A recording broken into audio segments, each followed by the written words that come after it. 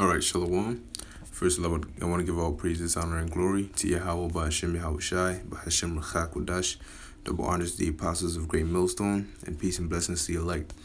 Through the Spirit, I just wanted to go into the topic of believing, okay, and, basically how you have a lot of people in this world who, if you tell them they're an Israelite, they'll tell you, oh, I don't believe that, I don't believe in that, so blah, blah, blah, blah.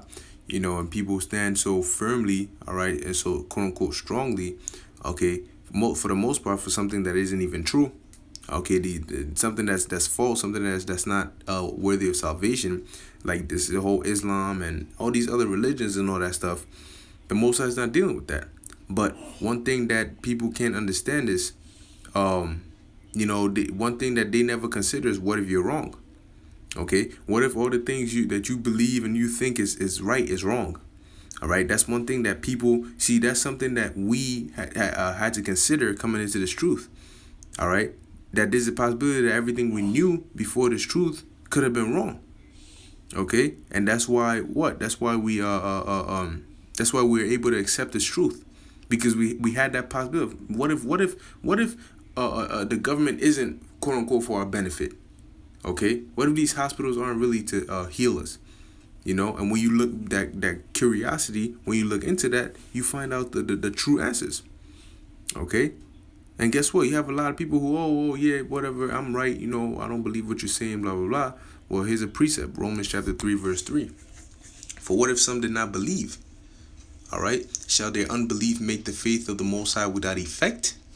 Okay, you have a lot of people who say, oh, I don't believe in that. Oh, you're an Israelite. Oh, I don't believe that. So if you're born a quote unquote so-called black person, and then somebody tells you you really so-called African American, nah, I don't believe that. Is that gonna change you from being a so-called Negro to a Chinese? No.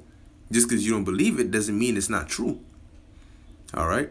So it says, God forbid, yea, let God be true, but every man a liar, as it is written. Okay, that thou mightest be justified in thy sayings and mightest overcome when thou art judged. All right, because what? If you don't believe, that doesn't mean that these prophecies are not going to come to pass. All right, like who the hell are you that because you don't believe that it's not going to work? This ain't a Disney movie where you got to believe in it to make it real. No. Okay, it's real regardless. If you believe or not, that's to your detriment or your salvation. Okay. See if I get another precept. Slack.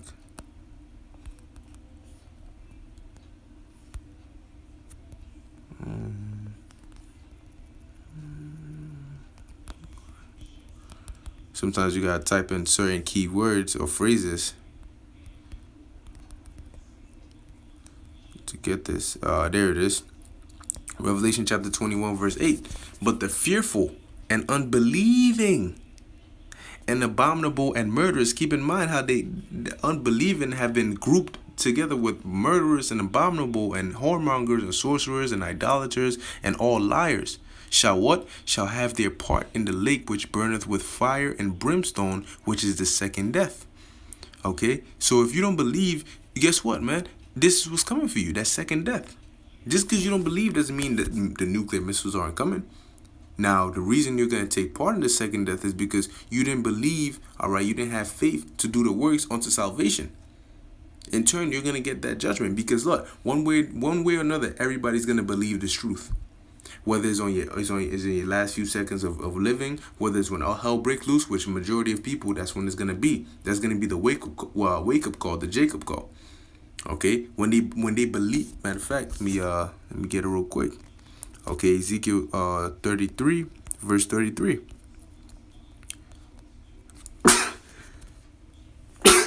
Slakia. And when this cometh to pass, lo, it will come. What is that? The prophecies, okay? And the prophecies, all right, the prophecies, the calamities and all that stuff that's set to happen, all right? Slack. When it comes to pass, it says what? Lo, it will come, then shall they know that a prophet hath been among them. So when that time happens, everybody's going to know that what we were saying is true. But the thing is, it's going to be too late for some, okay? And for others, it's not. All right? Just because you don't believe and you don't want to consider the possibility that you might be wrong, that's not going to stop Jacob's trouble from coming. You're just going to realize it at a moment that's late, and it's going to hit you like what?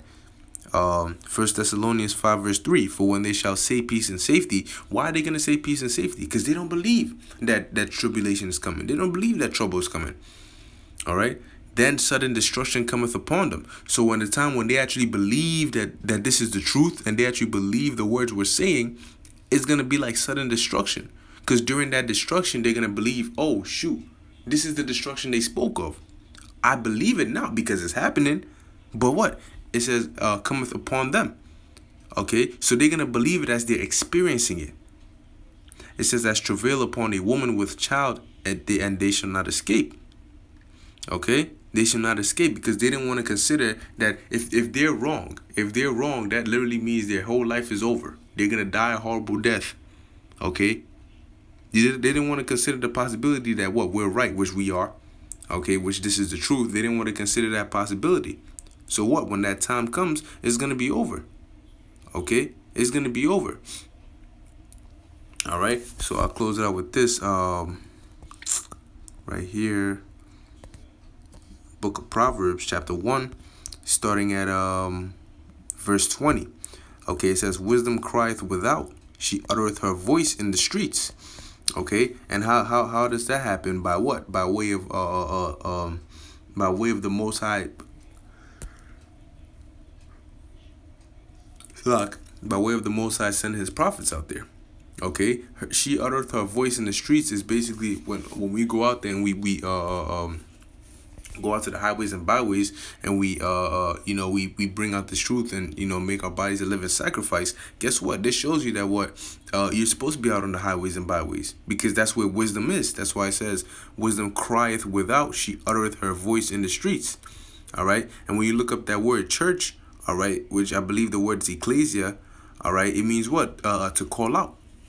Okay. So it says, she crieth in the chief place of concourse, in the openings of the gates, in the city she uttereth her words. In the chief place of concourse, because what? People can be marked.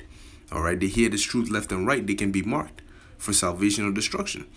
It says, in the city she uttereth her words, saying, how long, ye simple ones, will ye love simplicity?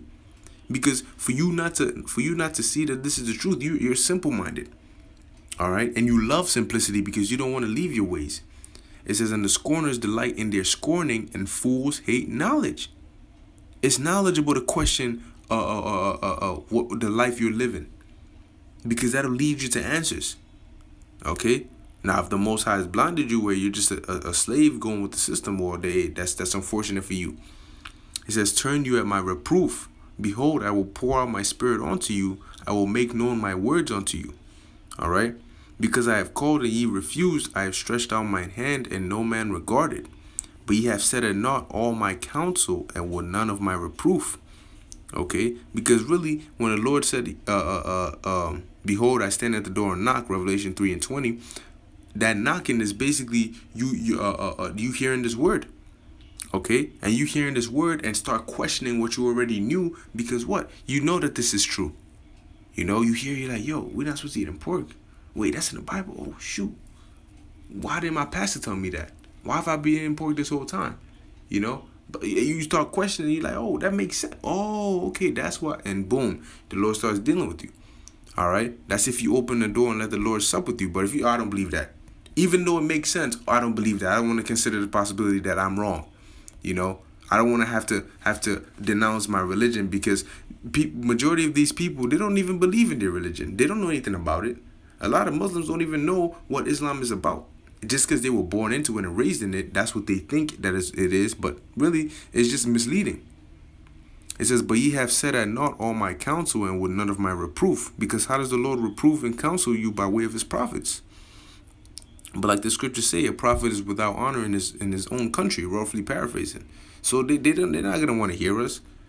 It says, I also will laugh at your calamity. I will mock when your fear cometh. Because regardless of whether you want to or not, it's still going to come.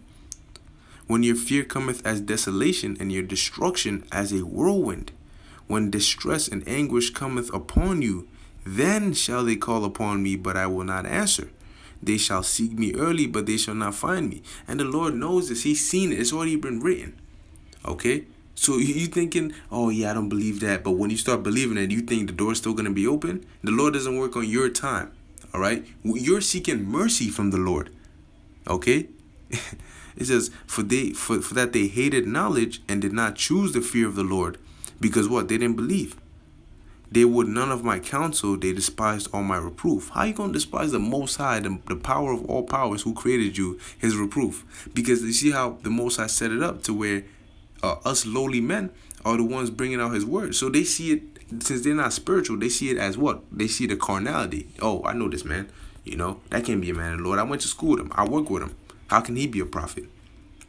Therefore shall they eat of the fruit of their own way and be filled with their own devices. You're going to have nobody to blame but yourself.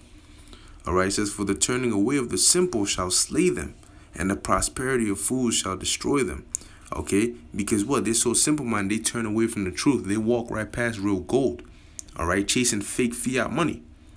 It says, and the prosperity of fools shall destroy them. Because what do these people consider prosperity? Making in this society. Oh, I'm grinding. I'm chasing that money. I'm chasing the bag. I'm trying to secure the bag. All that stuff, guess what? It's going to destroy you.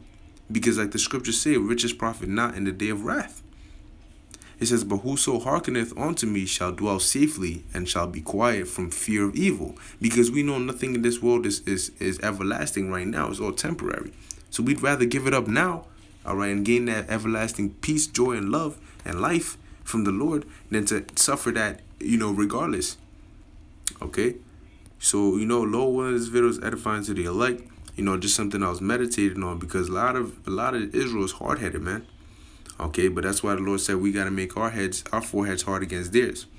All right, so hopefully it was edifying to the elect, giving all praises, honor, and glory to Yahweh, Ba'ashem Yahushai, Ba'ashem Chak Wadash. Until next time, I say shalom.